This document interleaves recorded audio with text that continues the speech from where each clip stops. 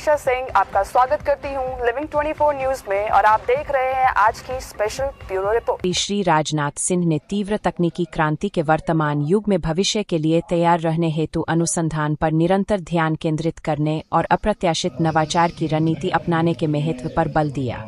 रक्षा मंत्री ने 4 मई 2026 को प्रयागराज, उत्तर प्रदेश में भारतीय सेना की उत्तरी एवं मध्य कमान तथा भारतीय रक्षा निर्माता सोसाइटी द्वारा आयोजित 3 दिवसीय नॉर्थ टेक संगोष्ठी के उद्घाटन सत्र में रक्षा कर्मी, उद्योगपति, नवप्रवर्तक, स्टार्टअप्स और शिक्षा जगत के प्रतिनिधियों को संबोधित करते हुए यह विचार व्यक्त किए। रक्षा मंत्री ने आधुनिक युद्ध में हो रहे तकनीकी बदलावों की त्वरित गति और अप्रत्याशित रूप से उभरते हुए अनायास हमलों की भी जानकारी दी। उन्होंने कहा कि रूस यूक्रेन संघर्ष में युद्ध का स्वरूप महज 3-4 वर्षों में टैंकों और मिसाइलों से बदलकर ड्रोन और सेंसर जैसे क्रांतिकारी उपकरणों में परिवर्तित हो गया।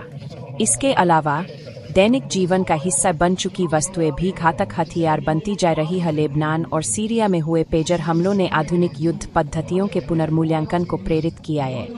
ऐसी स्थिति में हमें तैयार रहना होगा। श्री राजनाथ सिंह ने सक्रिय दृष्टिकोण अपनाने और ऐसी क्षमताएं विकसित करने की आवश्यकता पर बल दिया जो आवश्यकता पड़ने पर देश को अपने शत्रु पर अप्रत्याशित हमला करने में सक्षम बनाए।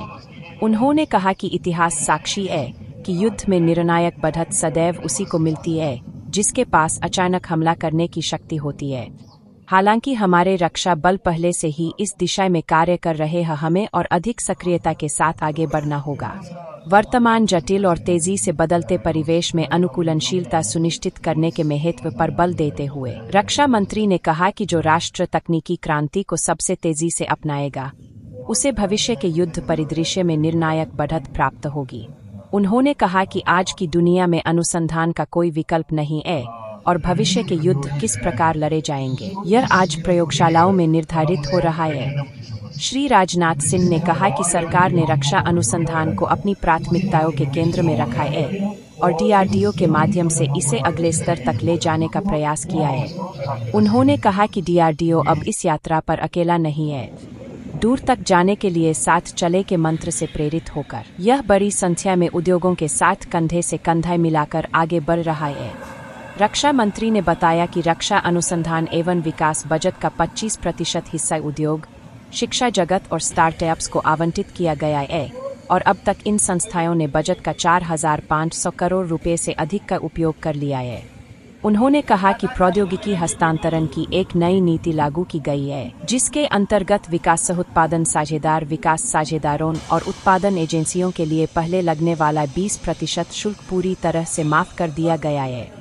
इसके परिणामस्वरूप DRDO ने अब तक विभिन्न उद्योगों को 2,200 से अधिक प्रौद्योगिकियां हस्तांतरित की हैं। श्री राजनाथ सिंह ने कहा कि DRDO ने भारतीय उद्योगों को अपने पेटेंट तकनीक शुल्क पहुंच प्रदान करने की नीति शुरू की है जिससे उनकी तकनीकी क्षमताओं और वैश्विक प्रतिस्पर्धात्मकता दोनों को मजबूती मिलेगी। उन्होंने कहा कि DRDO की परीक्षण सुविधाएं भी भुगतान के आधार पर उद्योगों के लिए खोल दी गई है। हर वर्ष सैकड़ों उद्योग अनुसंधान एवं विकास सहायता के लिए इन सुविधाओं का उपयोग करते हैं। श्री राजनाथ सिंह ने बदलती परिस्थितियों का गहन विश्लेषण करने और भारत की तैयारियों को सुनिश्चित करने के लिए रक्षा बलों और उद्योग जगत की सराहना की और ऑपरेशन सिंदूर को तकनीकी युद्ध और राष्ट्र की तत्परता का उत्कृष्ट उदाहरण बताया। उन्होंने कहा कि ऑपरेशन सिंदूर ने विश्व के सामने हमारे रक्षा बलों की वीरता और क्षमताओं का प्रदर्शन किया। इस ऑपरेशन के दौरान आकाश तीर, आकाश मिसाइल प्रणाली और ब्रह्मोस जैसी उन्नत मिसाइल प्रणालियों सहित अत्याधुनिक स्वदेशी उपकरणों का उपयोग किया गया। यह इस बात का अकाट्य प्रमाण है कि हम न केवल युद्ध की बदलती प्रकृति को